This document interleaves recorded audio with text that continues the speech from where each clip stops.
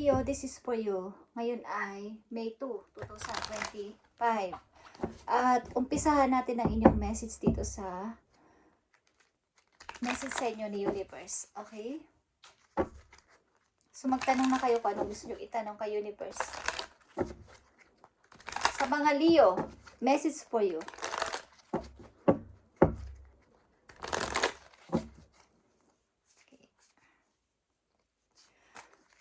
Magtanong kayo guys kung anong gusto niyo sabihin galing sa inyong puso. Okay. Message for you, Leo.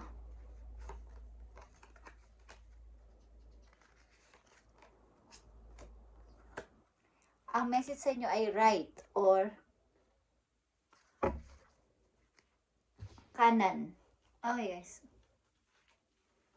Or ibig sabihin nito ay nasa tama kayo, right, o nasa kanan.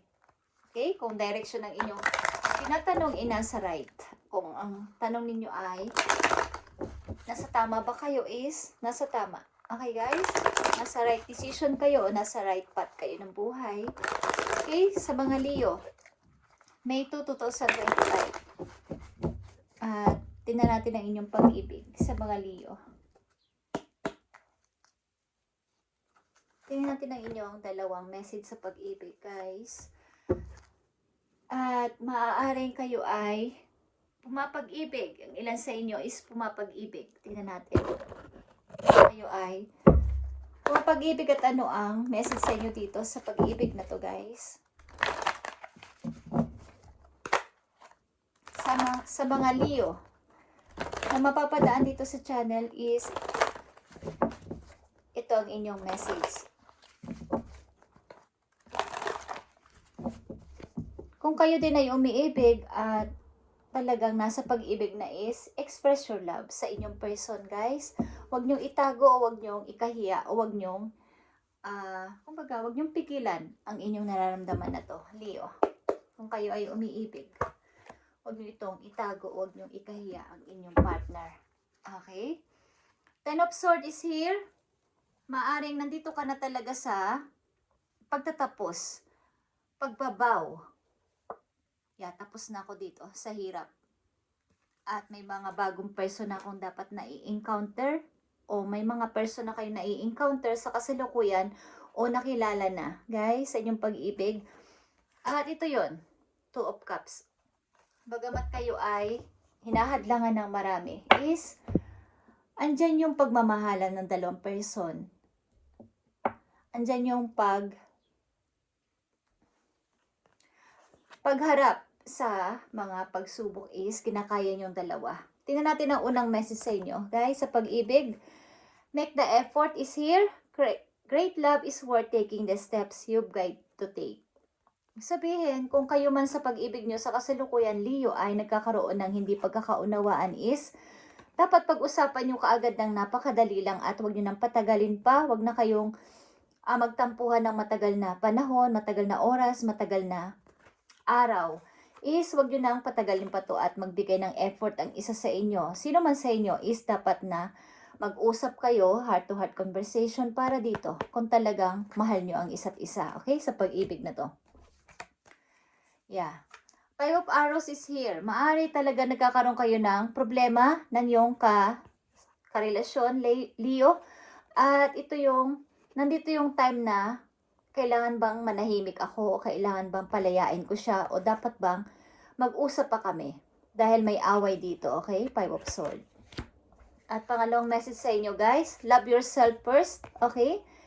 May kasabihan nga, Leo, na mahalin mo muna ang sarili mo bago maramdaman ng ibang tao din yung pagmamahal mo. Ibig sabihin, kung irerespeto mo ang sarili mo, huwag masyadong bigyan ng napakaraming attention o percent ang love na to. Maaring sumusobra na ang partner mo, kayo lang ang nagbibigay ng love o kayo lang yung nagpaparamdam ng love sa kanya is, maaaring inaabuso ka na ng yung partner. Okay, sa pangalawang message na to, is maaari din ng ilan sa inyong Leo na nandito sa reading is naka-involve sa third party. So, love yourself or put yourself first. Okay. Yeah, guys. Five of Cups. Ibig sabihin nito, talagang maaaring iniwan ka na ng tao na to, pero andito pa rin yung time na ikaw ay nagbebeg sa kanya, humihingi ng sorry, nanghihinayang, magbalikan tayo, okay, sa ilang Leo na nandito. Ay ganito ang iyong naranasan sa inyong sitwasyon sa pag-ibig. Okay, at bigyan natin to ng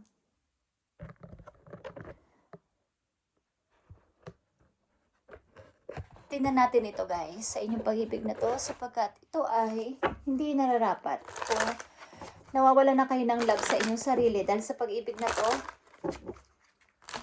dapat bigyan nyo ng atensyon ng inyong sarili sa ngayon. Tama na itong panghihinayang at pagsisisi sa relasyon na to na nawala. Guys, at matutok na sa sarili. Tingnan natin itong 5 of Cups sa mga Leo. 5 of Cups sa mga Leo, ano to? Bigyan mo sila ng tamang message dito sa 5 of Cups. Bakit nila to naranasan?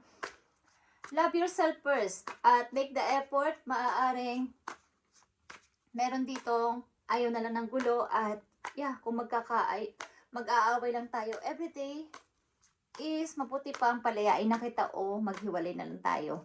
But nandito yung struggle, andito yung hirap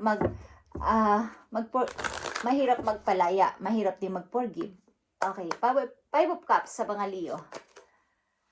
Deepening is here, okay? Deepening. A relationship will finally deepen in the next few months. You have been waiting for this. Maaaring hinihintay mo ang kanyang pagtawag, ang paglapit.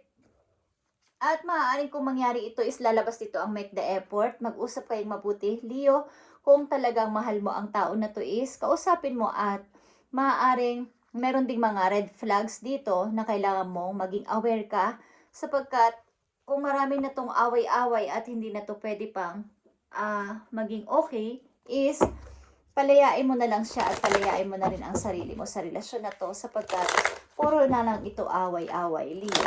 Okay? So, dumako naman tayo sa inyong sitwasyon, sa inyong career, maaari, o sa inyong sitwasyon mismo sa buhay. Okay, Leo? May 2, 2025. At May na, guys. Okay.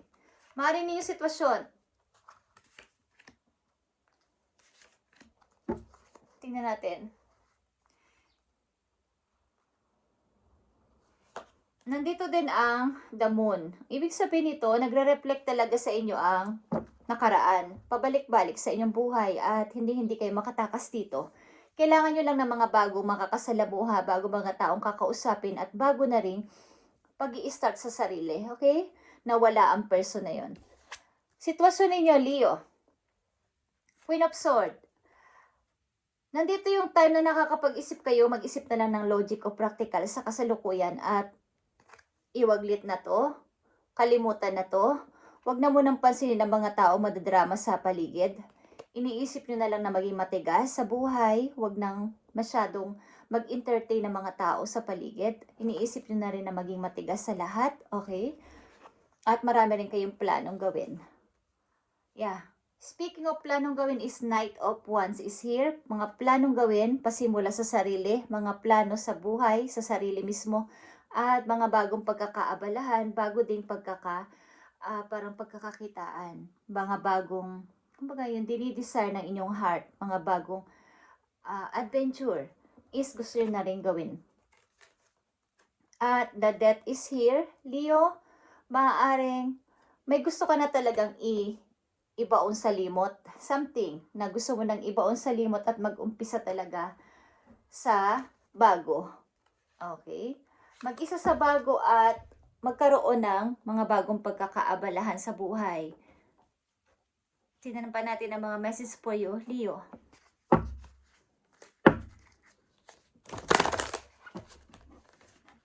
May 2, 2025 is sa mga Leo na nandito sa reading, maaaring kayo ay kailangan yung bigyan ng attention ang kasalukuyan na wag nang bumalik dito sa nakaraan. Kung ayaw nyo na talaga is baon nyo na sa limot. Pero kung gusto nyo pa, nandito ang make the effort. mag-usap kayo ng maayos at tigilan na ang pag-aaway. Pero meron pa rin ditong red flag, guys. Ito ang masasabi ko sa inyo.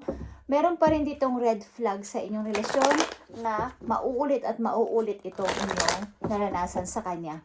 Okay? Kung babalikin nyo sa buhay ninyo. At nandito ang Queen of Swords.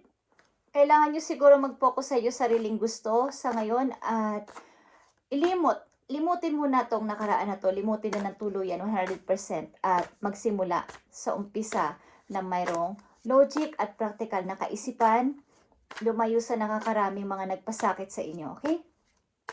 May 2, 2025 sa mga Leo. I need message for you. Nandito ang detachment. With detachment, you finally feel whole inside, with or without the fulfillment of a particular desire. Ironically, that's often when it's fulfilled. Okay. Maaaring, guys, kung sa kasalukuyan ninyong nararamdaman is parang napifeel nyo na kahit wala o nandyan ang taong ito, kahit wala o nandyan ang sitwasyon na to, napifeel ko na ako ay buo. Ako ay masaya. Okay, at nandito yung desire ko na matuto, desire ko na magpatuloy, at desire ko na mga bagong gagawin sa buhay. Okay, Leo? At bago tayo magtapos sa inyong message is, tingnan natin ang inyong past lives. Guys, sa inyong nakaraang buhay, tingnan natin ang inyong past lives. At maaaring may kinalaman ito sa mga sitwasyon nyo sa kasalukuyan. Sa inyong past lives. Okay? Para sa mga Leo, ibigay mo ang kailang message galing sa past lives nilang buhay. I need message for Leo. Thank you. Nandito ang abuse or something abusive relationship. And rescuer and enabler. Something sa inyong past lives is maaring kayo din ay inabuso din ng partner ninyo, kaya nararanasan nyo pa rin ito. Ito ay isang karmic relationship kung ito ay malalagpasan ninyo at magkakaroon ng bagong buhay. Maaaring dapat nyong limutin o katulad ng death o hindi naman literal na pag namatay o nawala is tanggalin sa buhay niyo yung mga tao o mga sitwasyon na nagpapasakit sa inyo katulad ng inyong past lives is kayo ay something na may nag-rescue yung tao sa inyo dito para kayo ay maging okay sa buhay. Okay, Leo. Maaaring kayo ay involved o na dealing kahit sa inyong past lives sa inyong abusive partner. Okay.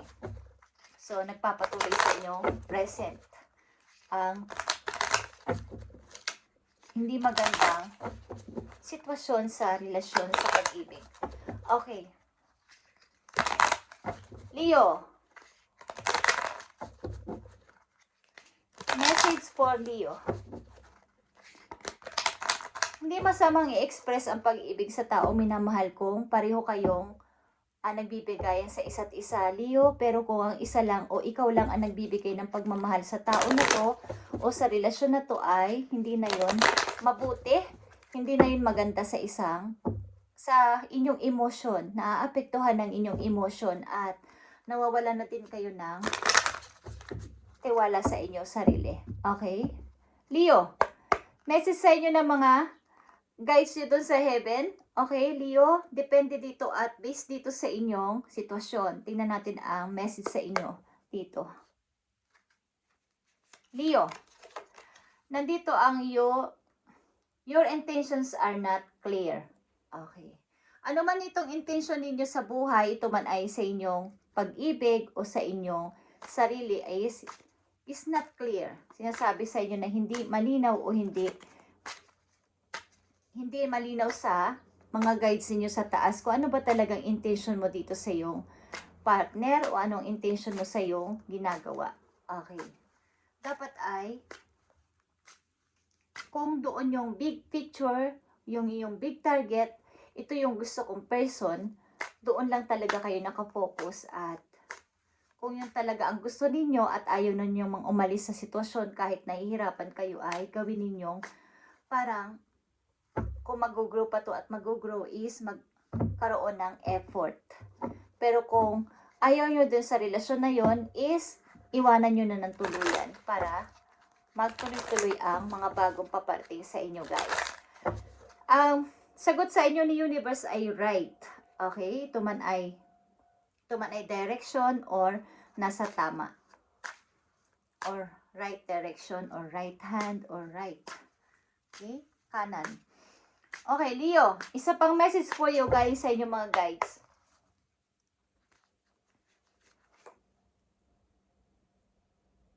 This situation will backfire. Okay. Ibig sabihin, may red flag nga talaga sa inyong sitwasyon na kinakasangkutan. A protection you'll be needed for this protection situation. Okay. So, yung sitwasyon nyo ngayon na kinalalagyan, Leo, ay maaari talagang ma-red flag, kaya maging aware kayo sa relasyon na to, kung ano man tong relasyon ninyong kinakasuungan na kayo ay naaapektuhan ng inyong emosyon.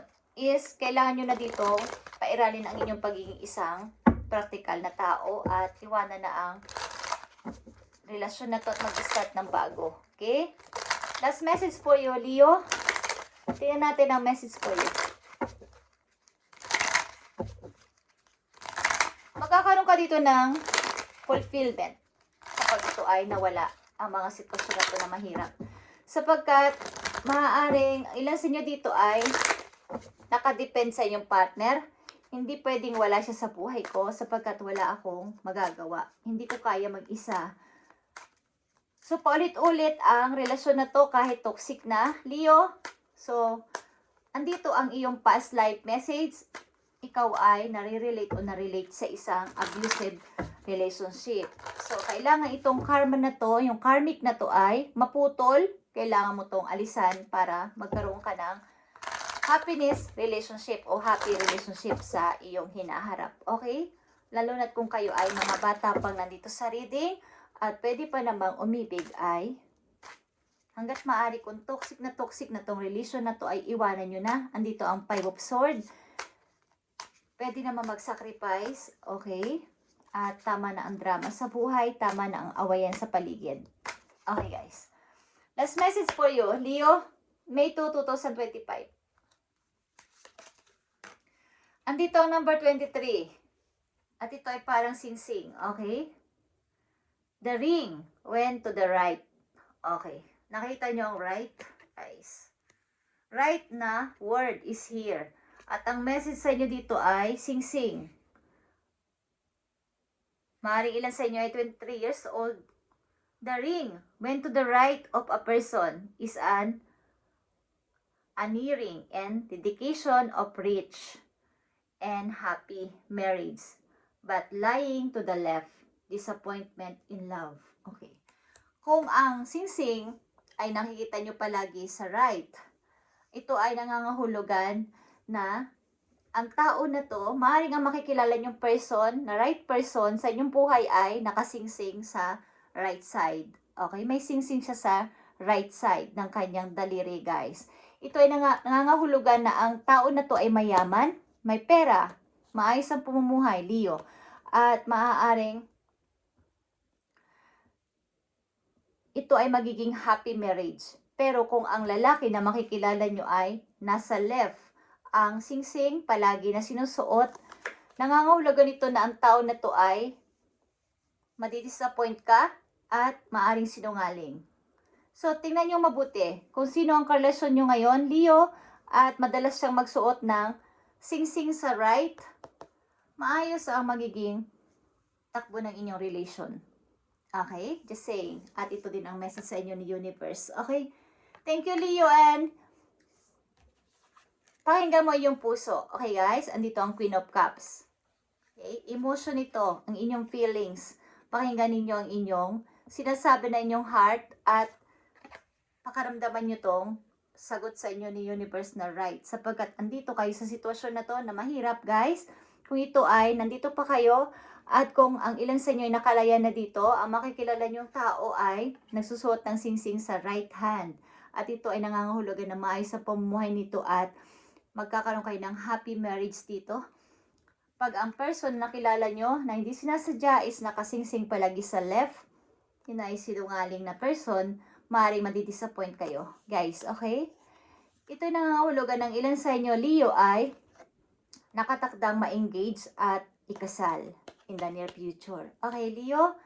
At umalis na dito sa abusive relationship sa inyong past lives. Kayo ay nauugnay sa past life, okay, ninyo, karmic relationship na maaaring nagtutuloy-tuloy sa present na kayo ay na-abuse ng inyong partner. So, hanggat maaari, kung may pagkakataon na chance, ay iwasan nyo to at love yourself first. Huwag kayo magpa-abuse o magpa-abuso sa inyong partner. Leo, okay? Thank you and God bless sa inyo lahat, Leo. And ito ang message sa inyo ngayong May 2, 2025. At pagpalain kayo ni God palagi. At hanggat makakaya ko ay nandito lang ako para magpaabot ng message sa inyo at ihingi natin ito ng message sa langit. Okay guys? Kay Lord, kay Universe, at sa mga guides nyo sa heaven. Natin sa heaven, okay? At sa May 12, full moon, flower moon guys. So, i-manifest nyo ang dapat yung i-manifest at i-close ang dapat i-close na cycle. Thank you, Leo, and God bless.